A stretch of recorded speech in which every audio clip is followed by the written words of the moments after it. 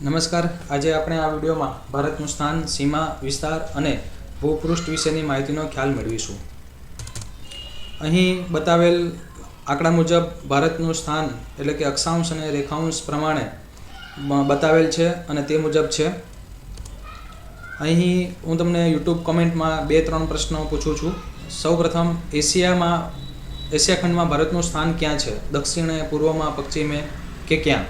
જે તમારે યુટ્યુબ કોમેન્ટમાં આપવાનું રહેશે આ છબીને ધ્યાનમાં રાખીને. તેવી જ રીતે ભારતની પૂર્વએ કયો દેશ આવેલ છે, તેવી રીતે પશ્ચિમે કયો દેશ આવેલ છે, ઉત્તરે કયો દેશ આવેલ છે, અહીંયા દેખાય છે એ મુજબ. દક્ષિણે શું આવેલું છે, વાયવ્ય બાજુએ શું છે, જે જવાબ તમારે યુટ્યુબ કોમેન્ટમાં આપવાનો રહેશે. ઉત્તરે કાશ્મીરથી એટલે કે અહીંયા જમ્મુ કાશ્મીરમાં કાશ્મીરથી વાત કરીએ છીએ, ત્યાંથી માંડીને દક્ષિણે કન્યાકુમારી સુધી ઉત્તર દક્ષિણની લંબાઈ આશરે 3214 કિલોમીટર છે. એટલે કે ભારતની ઉત્તરથી દક્ષિણની લંબાઈ આશરે 3214 કિલોમીટર જેટલી થાય છે. જ્યારે પૂર્વે એટલે કે અરુણાચલ પ્રદેશથી માંડીને પશ્ચિમે દ્વારકા સુધીની પૂર્વ પશ્ચિમની પહોળાઈ એ આશરે 2933 કિલોમીટર છે. ભારતનું ક્ષેત્રફળ લગભગ 32,87,263 ચોરસ કિલોમીટર જેટલું થાય છે. એટલે કે આ ભારત દેશનું જે ક્ષેત્રફળ છે, કુલ મળેલ જમીનનો ભાગ એ 32,87,263 ચોરસ કિલોમીટર જેટલું થાય છે. આમ વિસ્તારની દ્રષ્ટિએ જો વિશ્વમાં વાત કરીએ તો ભારતનું સ્થાન એ 7મું છે. ભારતનો આકાર ઉત્તરમાં સાંકડો, જે આપણે અહીં જોઈ શકીએ છીએ, મધ્યમાં પહોળો અને ફરીથી દક્ષિણે સાંકડો થતો જાય છે. ભારતમાં કુલ 29 રાજ્યો, એક કેપિટલ સ્ટેટ એટલે કે દિલ્હી અને 6 કેન્દ્રશાસિત પ્રદેશો આવેલા છે. આ માહિતી તારીખ 14/6/2016 રોજ બનાવવામાં આવેલ છે. અહીં બીજો એક પ્રશ્ન આપું છું. ભારતમાં જે રાજ્યોમાંથી કર્કવૃત પસાર થાય છે તેવા રાજ્યોના નામ આપો. એક રાજ્યનું નામ હું તમને આપું છું, ગુજરાત. ગુજરાતના ઉત્તર ભાગમાંથી કર્કવૃત પસાર થાય છે. તો ભારતમાંથી કર્કવૃત પસાર થાય છે એ કયા કયા રાજ્યોમાંથી પસાર થાય છે તેનો તમારે જવાબ આ યુટ્યુબ કોમેન્ટમાં આપવાનો રહેશે. ભૂપૃષ્ઠની વાત કરીએ તો જમીનની સપાટીને ભૂપૃષ્ઠ કહેવામાં આવે છે. ભારતનું ભૂપૃષ્ઠ એ વિશિષ્ટ પ્રકારનું ભૂપૃષ્ઠ છે. તેના કેટલાક ભાગોમાં ઊંચા પર્વતો, તો કેટલાક ભાગમાં ફળદ્રુપ વિશાળ સમતલ મેદાનો, કેટલાક ભાગમાં વેરાન રણ પણ છે. વળી કેટલાક ભાગમાં સમુદ્ર કિનારો અને ક્યાંક ઉચ્ચ પ્રદેશ છે. ઇન શોર્ટ બધી જ માહિતી આપણને આ નકશામાં બતાવેલ છે. આ પર્વતીય પ્રદેશ આ જે છે એ પર્વતીય પ્રદેશ, ઉત્તરનો પર્વતીય પ્રદેશ કહેવામાં આવે છે. તેવી રીતે આ મેદાની પ્રદેશો, આ જે કલર જે છે, માઉસ પોઇન્ટર જ્યાં ફરે છે એ મેદાની પ્રદેશો છે, ઉત્તરના મેદાની પ્રદેશો. તેવી રીતે દક્ષિણ ભારતના મેદાની પ્રદેશો.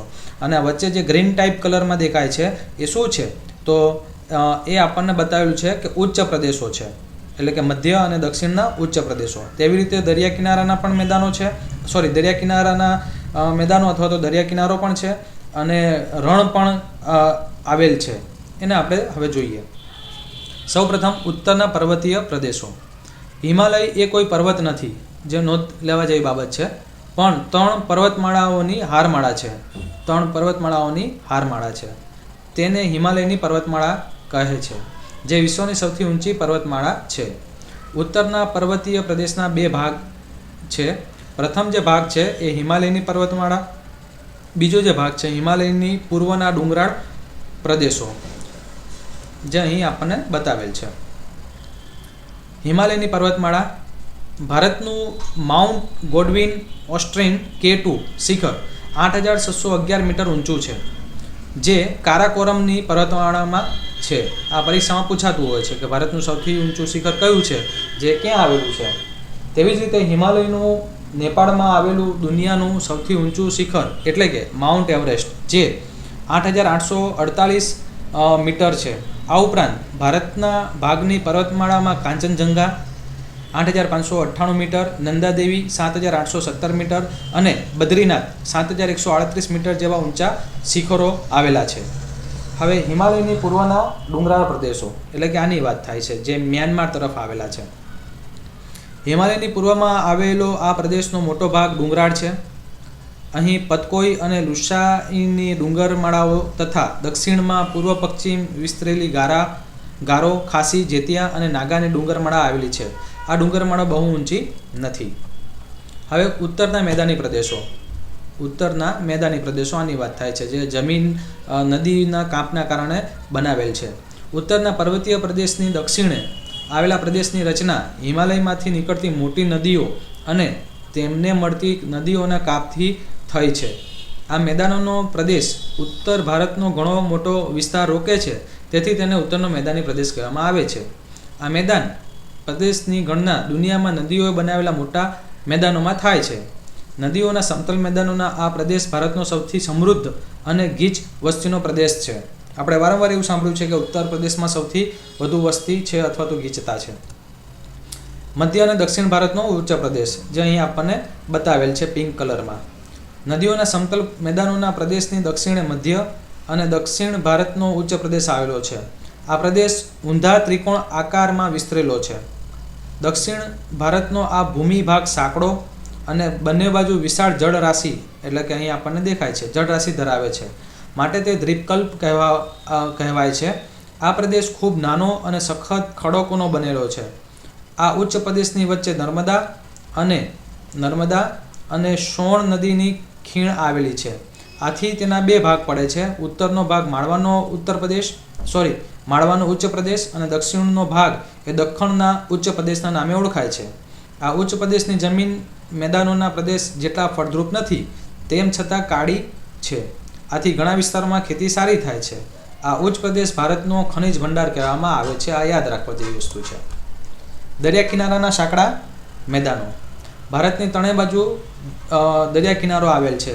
આપણને અહીં દેખાય છે, પૂર્વ, પશ્ચિમ અને દક્ષિણ. આ દરિયા કિનારો આશરે 7,517 કિલોમીટર જેટલો લાંબો છે. 7,517 કિલોમીટર જેટલો લાંબો છે. આ દરિયા કિનારે સાંકડા મેદાનો આવેલા છે. આ મેદાનોની એક બાજુ સમુદ્ર તો બીજી બાજુ દક્ષિણનો ઉચ્ચ પ્રદેશ. ભારતના પૂર્વ કિનારે આવેલું મેદાન કિનારાના મેદાન તરીકે ઓળખાય છે. દરિયા કિનારો મત્સ્ય ઉદ્યોગ માટે જાણીતો છે. આ મેદાનોના દરિયા કિનારે ચેન્નાઈ, પોંડિચેરી વિશાખાપટ્ટનમ જેવા મોટા શહેરો આવેલા છે, જે ભારતના જાણીતા બંદરોમાં એની ગણના થાય છે. એટલે કે આ પૂર્વની વાત કરી, પોંડિચેરી, વિશાખાપટ્ટનમ આપણે જે વાત કરી એ આ પટ્ટી ઉપર આવેલા છે પૂર્વના ભાગમાં. તેવી રીતે પશ્ચિમના ભાગના અંદર પણ આ રીતના બંદરો અથવા તો મોટા શહેરો આવેલા છે, જે જોઈએ. ભારતના પશ્ચિમ કિનારે આવેલું મેદાન પશ્ચિમ કિનારાનું મેદાન કહેવામાં આવે છે. આ મેદાન પૂર્વ કિનારાના મેદાન કરતાં સાંકડું છે, જે આપણે અહીં જોઈ શકીએ છીએ. આ મેદાન જુઓ અને આ બાજુનો ભાગ જુઓ. આ સાંકડો છે, જ્યારે અહીંયા થોડોક વિશાળ ભાગ છે. આ મેદાનમાં કેટલાક ભાગ કાળી માટીનો અને કેટલોક ભાગ કાંપની ફળદ્રુપ જમીનનો બનેલો છે, માટે આ મેદાન ખૂબ જ ફળદ્રુપ છે. પશ્ચિમ કિનારાનું મેદાન વાહન વ્યવહાર અને મત્સ્ય ઉદ્યોગ માટે જાણીતું છે. આ મેદાનોમાં કંડલા જે અહીં આવેલ છે ગુજરાતમાં, મુંબઈ, મેંગલોર, કાલિકટ જેવા દરિયા કિનારે આવેલા મોટા બંદરો અને જાણીતા શહેરો છે. ટાપુ અને દ્વીપની વાત કરીએ તો ચારે બાજુ પાણીથી ઘેરાયેલો જમીન ભાગને ટાપુ કહે છે. ભારતના પશ્ચિમ તરફના અરબ સાગરમાં લક્ષદ્વીપ અને મિનિકોયના ટાપુ છે, જેનું વહીવટી મથક કૈવરતી છે. એટલે કે આ બાજુ લક્ષદ્વીપ આવેલ છે, આ જે અહીં બતાવેલ જ છે લક્ષદ્વીપ, અને આ બાજુ અંદમાન અને નિકોબારના દ્વીપ સમૂહ, જે અહીં એની વાત કરી છે. ભારતના પૂર્વ તરફના બંગાળના ઉપસાગરમાં અંદમાન અને નિકોબારના ટાપુઓ આવેલા છે, જેનું વહીવટી મથક પોર્ટ બ્લેયર છે. એટલે કે આની વાત કરી છે અંદમાન અને નિકોબાર, આ લક્ષદ્વીપ. રણ પ્રદેશની વાત કરીએ તો અરવલ્લીની ગિરિમાળાની પશ્ચિમે આવેલો રાજસ્થાનનો પશ્ચિમ ભાગ રણ પ્રદેશ છે. એટલે કે આ રણ પ્રદેશ છે. તેવી રીતે અહીંયા પણ રણ પ્રદેશ છે. ઉત્તર ગુજરાત આપણે કચ્છનો રણ પ્રદેશ અને રાજસ્થાનનો રણ ભાગ, જેની જમીન રેતાળ છે. રણની આબોહવા સૂકી અને વિષમ છે. મોટે ભાગે અહીં વરસાદ બહુ જ ઓછો, એટલે કે 20 સેન્ટીમીટરથી ઓછો પડે છે. આથી આ પ્રદેશનો ઘણો ભાગ સૂકો, વેરાન અને ઉજ્જડ છે. પાણીની તકલીફ, જીવન જરૂરિયાતની વસ્તુઓની કાયમી હાડમારીને લીધે આ પ્રદેશમાં વસ્તી ખૂબ જ ઓછી છે. આપણે એવું સાંભળ્યું છે કે કચ્છ જે છે એમાં બે ભાગ છે, એક મોટું રણ અને એક નાનું રણ. અને કચ્છ જે જિલ્લો છે એની વસ્તી ગીચતા ખૂબ ઓછી છે. ગુજરાતના જે 33 જિલ્લાઓ છે એમાં 33 જિલ્લાઓની વાત કરીએ તો કચ્છ જિલ્લો જે છે એમાં વસ્તીની ગીચતા 46 જ છે. બરાબર છે. તો એ આના કારણે તેવી રીતે અહીં ખજૂરીના વૃક્ષો અને ઊંટોની વણઝાર જોવા મળે છે. રાજસ્થાનના ઉત્તર ભાગમાં રણપ્રદેશમાં સતલુજ નદીમાંથી ઇન્દિરા ગાંધી નહેર દ્વારા સિંચાઈ પૂરી પાડવામાં આવતા રણપ્રદેશનો ઉત્તર ભાગ હરિયાળો બન્યો છે અને ત્યાં ખેતીનો વિકાસ સારા પ્રમાણમાં થયો છે. કચ્છનો રણપ્રદેશ રાજસ્થાનના રણપ્રદેશથી જુદો છે. ભારતમાં આવેલું કચ્છનું રણ એ વિશાળ ખારો પાટ છે. આ રણ મોટું રણ અને નાનું રણ એવા બે ભાગમાં છે. અહીં ધરતીએ જાણે સફેદ ચાદર ઓઢી હોય તેવો આખો વિસ્તાર દેખાય છે. વિશ્વમાં આ પ્રકારનું રણ માત્ર ને માત્ર કચ્છમાં જ જોવા મળે છે. તો આ ખારો પાટ આ શબ્દ યાદ રાખવાનો છે જે કચ્છના રણની ખાસિયત છે. આટલું જાણીએ તો કન્યાકુમારીથી વિષુવવૃત્ત આશરે 800 કિલોમીટરના અંતરે આવેલું છે. ભારતના દરિયાના મેદાનોને બે ભાગમાં વહેંચવામાં આવે છે, પૂર્વ કિનારાનું મેદાન અને પશ્ચિમ કિનારાનું મેદાન, જે આ માહિતીમાં સમજાવેલ છે. આ માહિતી અહીં બતાવેલ રેફરન્સમાંથી લેવામાં આવેલ છે.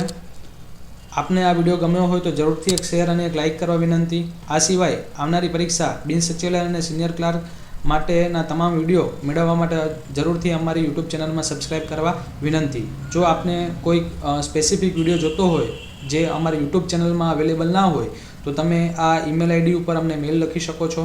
ધન્યવાદ.